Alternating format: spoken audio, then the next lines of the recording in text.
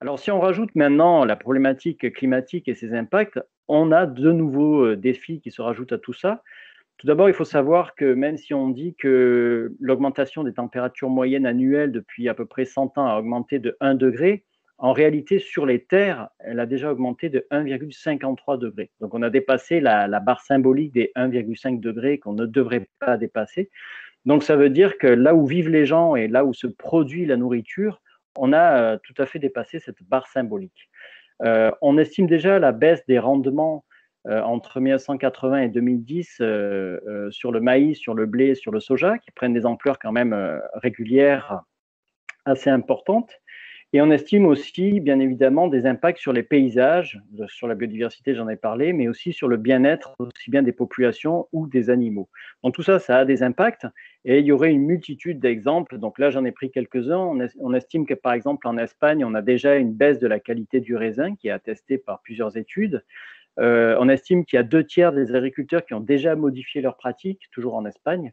En Russie, il y a des années qui sont particulièrement terribles pour la production de céréales, comme par exemple celle de 2010, où il y a eu 1 tiers de la production de céréales qui a été touchée, notamment par des sécheresses assez importantes. En Italie, le coût des changements climatiques entre 2009 et 2019 sur le secteur, y compris les infrastructures agricoles, a été estimé à 14 milliards d'euros. Et enfin, au Portugal, encore une fois, c'est toujours des exemples choisis, on estime que à l'horizon 2050-2080, il pourrait y avoir une chute des rendements de maïs qui pourrait atteindre de 20 à 29 kilos par habitant par an.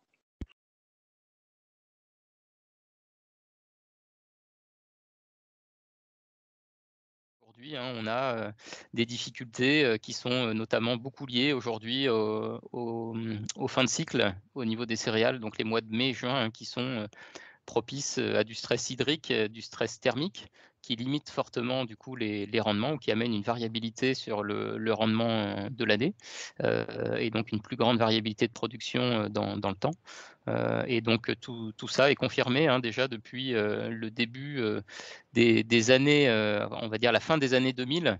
L'INRA et Arvalis ont confirmé qu'aujourd'hui on a atteint une espèce de palier, donc on n'a plus d'augmentation tendancielle du rendement moyen des céréales en France, hein, et plus largement même en Europe.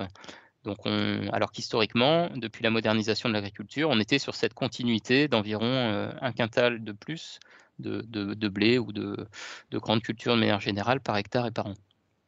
Et donc il a été confirmé, hein, que le changement climatique, ces stress de fin de cycle expliquent en grande partie ces non-augmentations donc de rendement.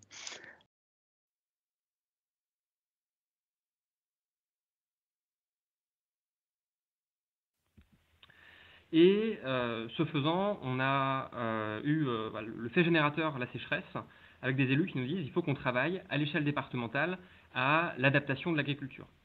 L'agriculture, ce n'est pas une compétence à proprement parler départementale.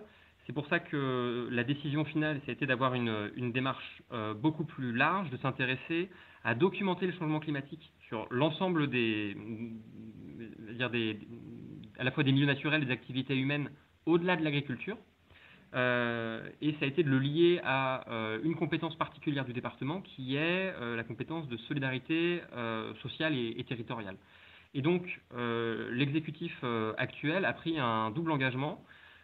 C'est de préparer la Nièvre d'après-demain. Donc, c'est le titre de la stratégie d'adaptation au changement climatique.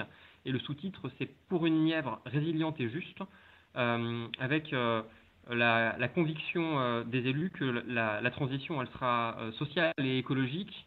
À défaut, on n'arrivera précisément pas à cet effort d'adaptation.